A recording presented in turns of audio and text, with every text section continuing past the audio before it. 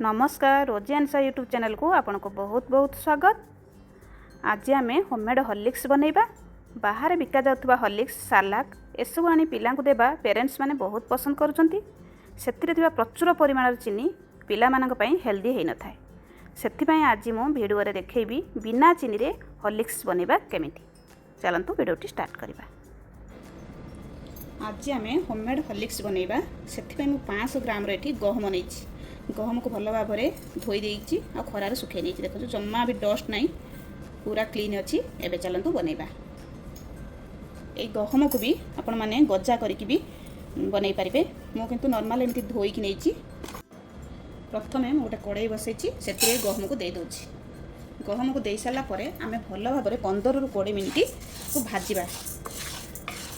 भाजिले कौन होगा ना, गहम को आमर हॉर्लिक्सटा बेसी दिन आम स्टोर करके रखिपर। जदि कंचा रहम ताहले फिंपी मारजिव। लो टू मीडियम फ्लेम रे आम एमती गहम को भाजिबा।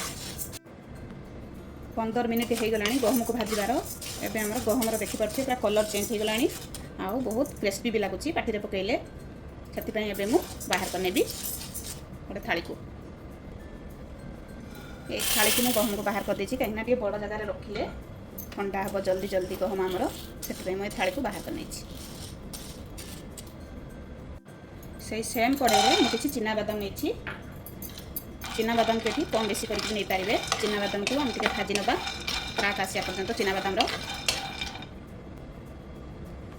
ये आमर चिना बादाम भल भाव में भाजी है। देखो क्राक भी आसला। मुझे देखा चोपा छड़े एवं मुझे गोटे गिना को बाहर कर चिना बादाम बाहर कर किसी आलमंड आम भाजी नवा। ये आलमंड को भी आप कम बेसी करके नहीं पारे। ड्राई फ्रुट्स ताकू भी आम टे भाजवा भलसे।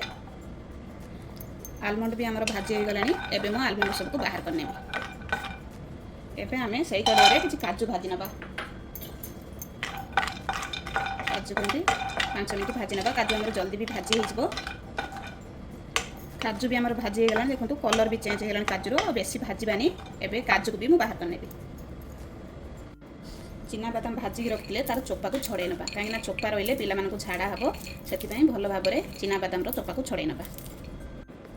ये मुझे बादाम चोपा छड़े नहीं। एबे आमे सबको मिसेबा। आमे जो गहम भाजिक रखिले एबे किसी बादाम देदबा। चिना बादाम, आलमंड, काजू ये मु मिश्री नहीं। जमा भी पिला मानक खाद्य रे चीनी ऐड करें, मिश्री ही यूज करेंगे। ताको सबको भल भाव में गोले नवा। तापर ग्राइंडिंग करवा। सबको भल भाव में मु मिसई नहीं। एबे आमे ग्राइंडिंग करवा।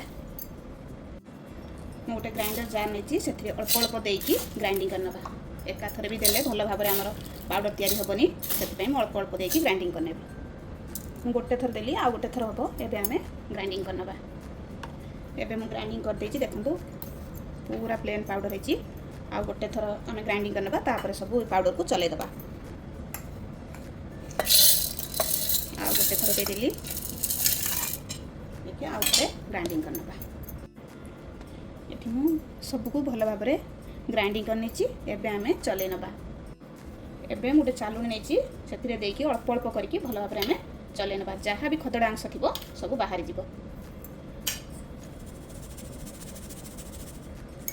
सब बेले चेष्टा करंतु पिला मानकु घरे बनैकी प्रोटीन पाउडर है, हॉर्लिक्स है, छतुआ है घरे बनैकी दबा पाई। मुझे भल भाव में चले नहीं। जहाँ भी खदड़ा अंश बाहला आ गोटे थर मु ग्राइंडिंग करने। देखो पूरा पाउडर पूरी तैयारी होमर होममेड हॉर्लिक्स। देखो जमा भी किसी खाद्य अंश ना, पूरा प्लेन होती। यही होममेड हॉर्लिक्स पाउडर को आम 6 मास पर्यंत स्टोर करके रखिपर। जेकोसी कंटेनर रे आप भरिक रखिपारे। मो पाखे एमती हॉर्लिक्स डब्बा थिला, से मुझे हॉर्लिक्स डब्बारे पाउडर को भरिक रखुची। आपण पाखे जेकोसी डब्बा थो आप रखिपारे।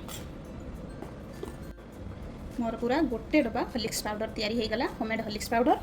वीडियो को जमार भी स्किप करंतुनी, लास्ट पर्यंत देखंतु पिला मानक आपण माने केमिति देबे। एई हॉर्लिक्स को 6 मास पर्यंत आपण स्टोर करके रखिपारे। किछि भी प्रॉब्लम नाही। पिला मानक केमिति देबे। मु एठी किछि हॉर्लिक्स पाउडर नेछि। सेथरे मु 2 चम्मच अमूल पाउडर मिसई दोछि। मिसईकी एमती भल भाव में गोले देबे। गोलेकी आपण जेकोसी कंटेनर रे रखिपारे। जितेबाला भी पिला देवे गरम क्षीर नले गरम पानी रे गोटे चामच गोलेकी पिलामानकु देई परिबे। जदि पिलामाने एई भली खाया को भी पसंद करूनांती आपनको आउ गोटे प्रकार बनैकी भी देखेबी।